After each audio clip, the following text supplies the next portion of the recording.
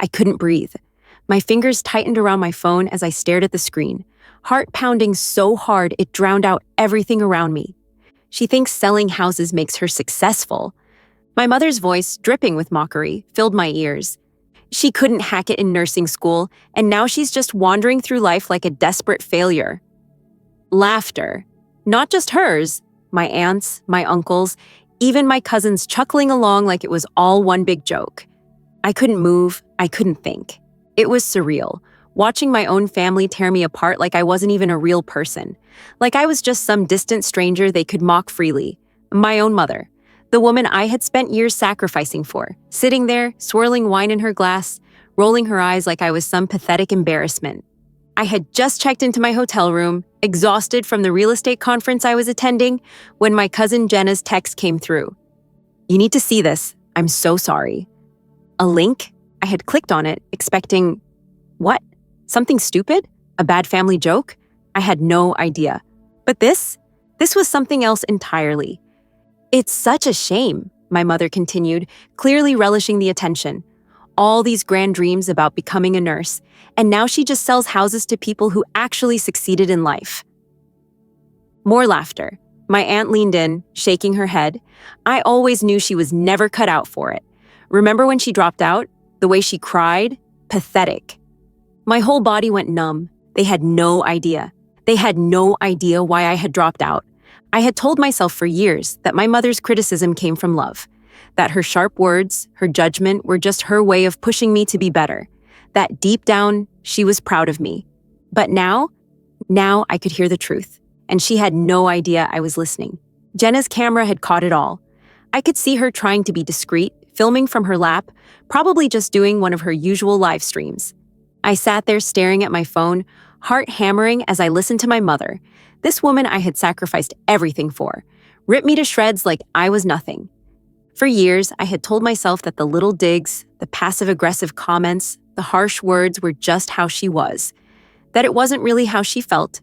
But she wasn't angry here. She wasn't yelling in the heat of the moment. She was enjoying it. She meant every single word. My phone buzzed again. "Jenna, do you want me to take the video down?" I swallowed hard, my hands shaking as I typed back. "Number, leave it up. Tomorrow, I'm going to show everyone exactly who she is." The drive home the next morning was a blur. I barely remembered checking out of the hotel. I barely remembered the road. The only thing I could see over and over again was my mother laughing. 5 years ago, my life had been on a completely different path. I was 27, halfway through nursing school, thriving. I loved what I was doing. I was good at it. I had a plan, a future. Then came the phone call that changed everything. Mom had collapsed at work, rushed to the hospital. The diagnosis was brutal. Aggressive rheumatoid arthritis. The bills started stacking up. The treatments, the specialists, the medications that her insurance barely covered. I still remember the way she cried in that hospital bed, gripping my hand like I was her only lifeline. How am I supposed to afford all this? And I had made a choice that had cost me everything. "We'll figure it out together, Mom. I'll help you." And I had. I put my nursing education on hold. I threw myself into real estate. Fast money, flexible hours, a way to make sure she had everything she needed. I told myself it was temporary, just for a year, maybe 2, just until she was stable. But the bills kept coming. The treatments never stopped. And before I knew it, 5 years had passed. 5 years of working 60-hour weeks to pay for every single one of her medical expenses. 5 years of fighting with insurance companies, of driving her to every doctor's appointment, of pouring every last cent I had into making sure she was taken care of. 5 years of making sure she had the best while I had nothing. And she had the audacity to sit at that table and call me a failure? She had no idea that my entire life revolved around keeping her alive, and neither did the rest of my family, because I had never told them. They thought she was managing fine. They thought my real estate job was just some side hustle. They had no idea that every house I sold went toward her medication. They had no idea that I had given up everything for her. But they were about to find out. I parked in my driveway, gripping the steering wheel so tightly my knuckles turned white. I wasn't even sure how I had gotten home, but I knew exactly what I was about to do. I got out, walked inside, and pulled out my laptop. Inside my files was a folder labeled Mom Medical. Every insurance premium, every specialist visit, every single $120,000 I had spent on her care. I opened a new email. "Dear family," I typed, "for the past 5 years, I have covered all of my mother's medical expenses. This has included her insurance premiums, medication costs, specialist visits, and numerous treatments. The total amount I have spent exceeds $120,000. I have done this without complaint, without asking for help, without expecting anything in return. But after seeing how she truly feels about me, I can no longer continue. As of today, I will no longer be responsible for my mother's medical care or financial support. Attached is a detailed breakdown of every expense I have covered, should any of you wish to step up in my place. I hope you understand that this is not a decision I made lightly, but I refuse to continue sacrificing my life for someone who sees me as nothing more than a desperate failure." I attached the file. I took a deep breath, and I hit send. Then, for the first time in 5 years, I leaned back in my chair, closed my eyes, and smiled, because I was finally done. The first notification popped up within minutes of sending the email, then another, and another. My phone buzzed so many times it nearly fell off the table. At first, I ignored it. I just sat there, staring at my laptop, feeling the weight that had been pressing on my shoulders for the last 5 years slowly start to lift. Then the first call came through. "Mom." I watched it ring, then let it go to voicemail, then another call, and another. 5 missed calls in the span of 10 minutes. Then came the texts. "SED, my insurance was declined. Fix it now."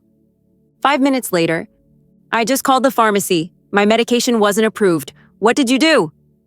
Another 5 minutes. "Are you ignoring me? You better call me back now." And then the cherry on top.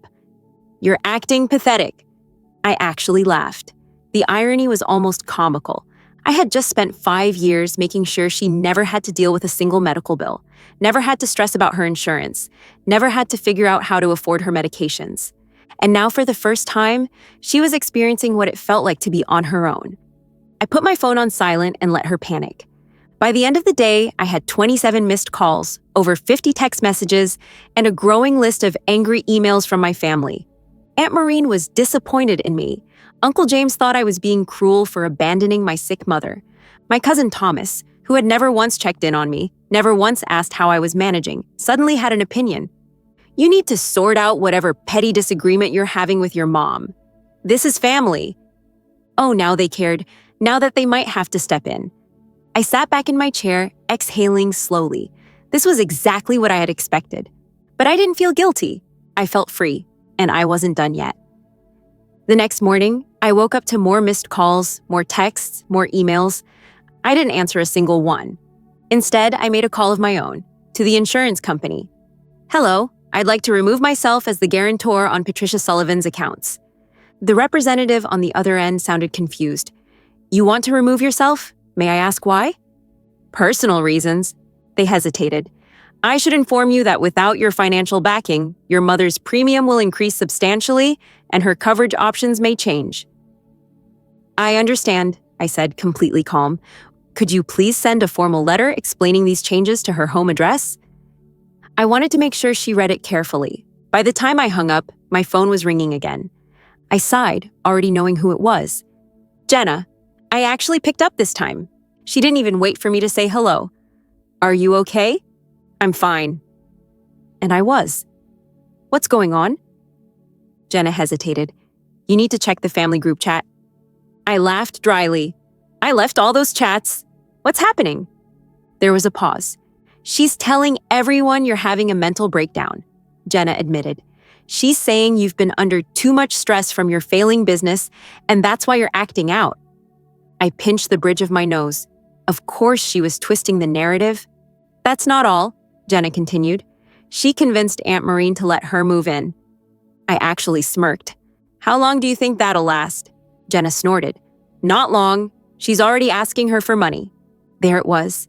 My mother had never been truly helpless. She had always found someone to take care of her. The second I cut her off, she just moved on to her next victim. But Aunt Maureen, she wasn't me.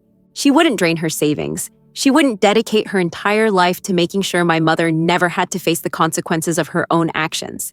She'd get sick of it, and when she did, my mother would have nowhere left to go. I almost felt bad for her. Almost. 2 days later, I was leaving a real estate showing when I saw them.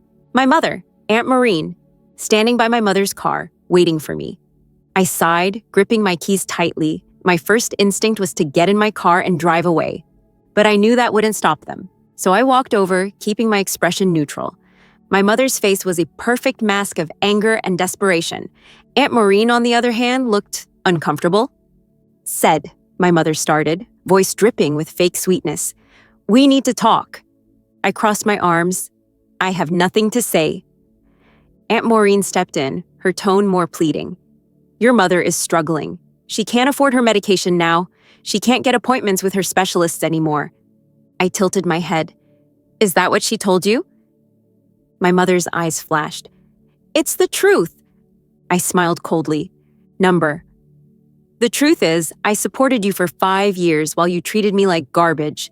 The truth is, I put my entire life on hold to make sure you had everything you needed, and you sat at a dinner table and called me a failure." Her expression faltered. Aunt Maureen looked confused. What is she talking about?" I smirked.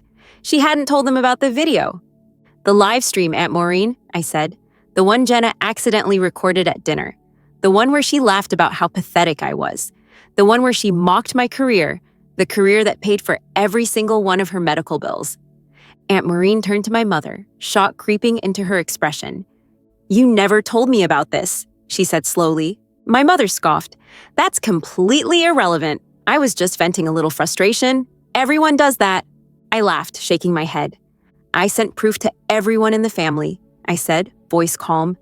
"Every payment I ever made, every appointment I ever scheduled, every bill I ever covered." Aunt Maureen's face fell. "Mom," she whispered, "you told me she never helped you." There it was. My mother never expected me to fight back. She thought I'd just take it. She thought she could keep manipulating everyone around her. But now she was scrambling. "You need to fix this," my mother hissed at me. "I can't afford to—" "No," I cut her off. "You need to figure it out, because I'm done. For good." And for the first time in my life, I turned my back on her without a single ounce of guilt. I got in my car, started the engine, and pulled away. In my rearview mirror, I saw my mother spinning toward Aunt Maureen, her hands gesturing wildly, her voice rising in anger. She was losing control, and it was the most satisfying thing I had ever seen. I was halfway through my morning coffee when Jenna called. "You are not going to believe this." I sighed, already knowing it was about my mother. "What now?" "She's telling everyone you're having a mental health crisis because of your failing business." I nearly choked on my coffee. Failing business? I had been one of the top real estate agents in my firm for the past 3 years. I had sold more houses in the last 6 months than most agents did in a year. But of course, my mother wouldn't acknowledge that. "She's trying to flip the story," Jenna continued, sounding pissed. "She's saying you're just lashing out because you're overwhelmed and under too much stress to think clearly." I rubbed my temples, already feeling a headache forming. Classic. She couldn't defend her actions, so now she was trying to discredit me. "What's everyone saying?" I asked, even though I already knew. Jenna sighed. "Some people are eating it up. Aunt Maureen is still on the fence after what happened in the parking lot. Uncle James thinks you're being heartless. Cousin Thomas—" I rolled my eyes. "Let me guess. He says I should just fix things because it's family?" Bingo. Of course he did. Thomas was the type who never got involved in anything unless it directly impacted him. He was also the type to sit back and let other people do all the work while playing peacekeeper from the sidelines. "What about Aunt Bridget?" I asked. "She sent me a text," Jenna said, her voice softening. "She said, 'It takes courage to stand up for yourself. Tell SED I'm proud of her.'" I swallowed the unexpected lump in my throat. Aunt Bridget had always been quiet at family gatherings, but she was one of the few people I actually respected. Knowing that she understood, it meant more than I cared to admit. "Thanks for telling me," I said finally. Jenna hesitated. "You okay?" I let out a breath. "Yeah, I am." And the crazy part? I meant it.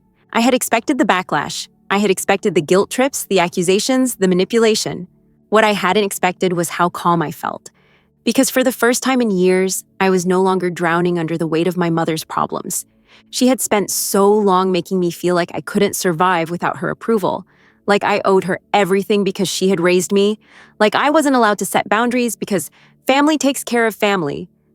But where was she when I was drowning? Where was she when I was working myself to the bone, trying to keep us both afloat? Where was she when I was struggling, exhausted, mentally drained, pushing through every damn day just to make sure she had what she needed? I had sacrificed everything for her, and she had repaid me by mocking me behind my back. No more. I was done being her safety net, and it was about damn time she realized what life was like without me holding her up.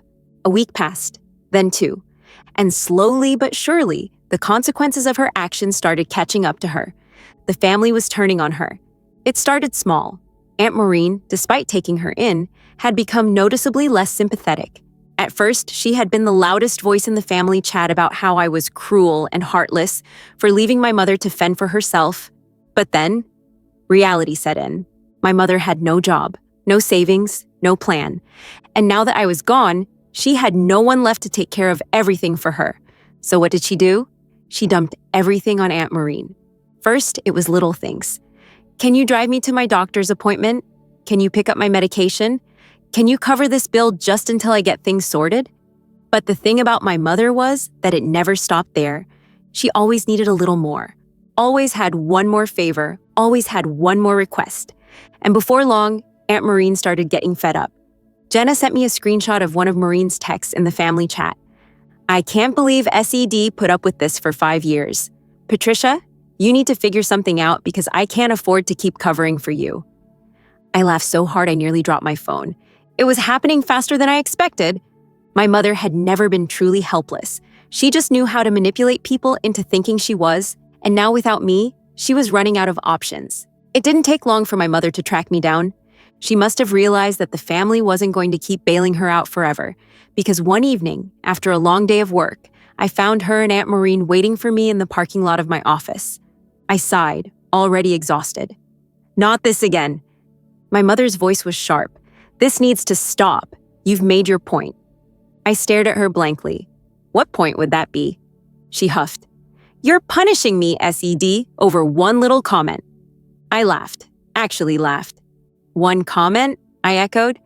Mom, you spent an entire dinner trashing me. You called me a failure in front of our whole family. My mother rolled her eyes. I was just venting. I let out a slow, controlled breath. No, I said coldly. You were saying exactly what you really think of me. And for the first time in my life, I actually believed you. She opened her mouth, probably to throw another excuse at me, but I wasn't done. For 5 years, I built my life around taking care of you. I paid for everything. I sacrificed everything. And you never once appreciated it. She scoffed. Oh, please. Are you really going to act like you're some kind of saint? I don't need to act, I shot back. I have every bank statement, every receipt, and every medical bill I paid in your name, and I sent them to everyone. Aunt Maureen shifted uncomfortably. You know, I continued, eyes locked on my mother's, I always told myself that your criticism was your way of pushing me to do better, that underneath all the insults, all the judgment, you actually cared. My voice hardened. But the truth is, you didn't. For the first time, my mother didn't have a response, so I turned to Aunt Maureen instead. She's your responsibility now, I told her. Let me know how long it takes before you get sick of it. I turned back to my mother. We're done. Then I walked away, and I didn't look back. It was strange how quickly peace settled into my life. After years of constant stress, constant anxiety, constant weight, I finally woke up each morning without my stomach twisting into knots. No more emergency phone calls, no more late-night panics over insurance paperwork, no more working myself into exhaustion just to keep someone else comfortable. For the first time in years, my life belonged to me, and I was determined to make the most of it. The transition wasn't seamless. I had spent so long structuring my entire existence around my mother's needs that I almost didn't know what to do with all the free time I suddenly had. At first, I kept myself busy. I poured myself into preparing for nursing school, reviewing textbooks I hadn't touched in years, refreshing my knowledge, organizing my schedule. At the same time, I restructured my real estate business. Before, I had been in survival mode, taking on as many clients as possible, working insane hours just to keep up with my mother's endless expenses. Now, Now I could finally breathe. I cut my workload in half. I focused on fewer clients but higher value properties. I hired a part-time assistant, Kylie, a bright college student eager to learn. She handled paperwork and scheduling, giving me the freedom to focus on what really mattered. And for the first time in my life, I felt like I was building something for myself. Not for my mother, not for my family, not out of obligation, but because I wanted to. And that feeling was priceless. The fallout with my mother continued in the background, but I paid little attention to it. Jenna kept me updated, of course. She's still living with Aunt Maureen, she reported one afternoon over coffee. But it's getting bad.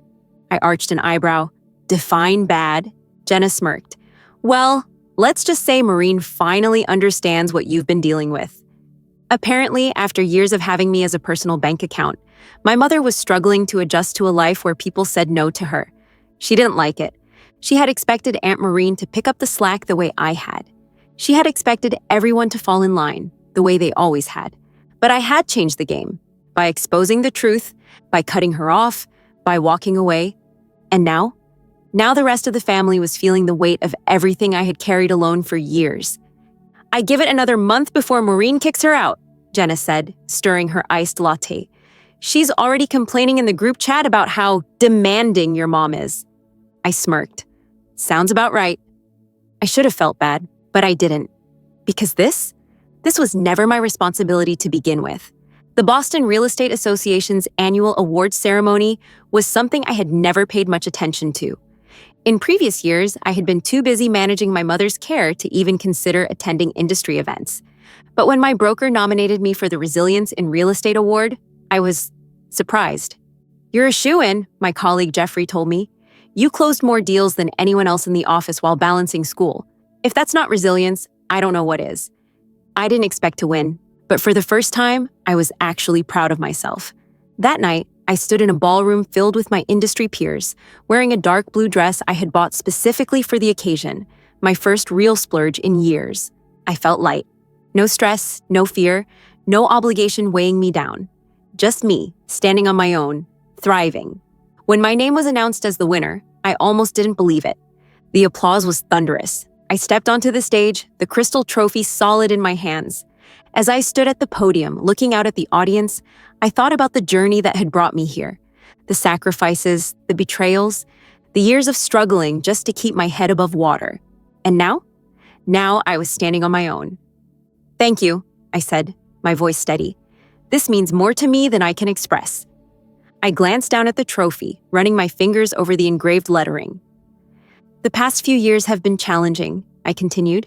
Balancing a demanding career while handling personal obligations wasn't easy. There were days when I wasn't sure I could keep going. I took a deep breath. But real estate isn't just about selling houses, it's about resilience. It's about adapting to challenges, overcoming obstacles, and finding solutions when everything seems impossible. I met the eyes of my colleagues, my mentors, the people who had watched me work my way up. Those same skills helped me navigate my personal challenges, and they led me back to my original passion, nursing. There were murmurs of interest. I'm now pursuing my nursing degree while continuing to serve my real estate clients, I finished, and I couldn't be happier. As I stepped off the stage, a wave of clarity washed over me. I didn't need my mother's approval. I didn't need my family's validation. I didn't need to prove myself to anyone, because I already had. Later that night, as I checked my phone, I saw a text from Jenna. Prof interview going viral. 20,000 views already. I laughed, shaking my head. Last week, I had done an interview with the Boston Medical Journal about career changers in nursing. I had talked about how my real estate background had prepared me for healthcare. Both fields required attention to detail, strong communication skills, and the ability to guide people through major life transitions. But the part that resonated with people the most, the part where I talked about boundaries, about how I had spent years sacrificing my happiness for someone who never appreciated it, about how I had finally learned that setting boundaries wasn't cruel, it was necessary. My phone rang. I hesitated when I saw the caller ID, Uncle Patrick. After a moment, I answered. His voice was careful. SED, do you have a minute? I sat back. What's up? He exhaled. I saw your interview. It was inspiring. I blinked. Thank you. There was a long pause. Your mother saw it too. I said nothing. She didn't say much, Patrick continued, his voice quiet. But I think seeing you in that nursing uniform made things real for her. She finally realized, you're really doing it. I closed my eyes, letting his words settle. I didn't say anything for a long time. Then, I hope she finds peace, because I already had. And that, I realized, was the greatest victory of all.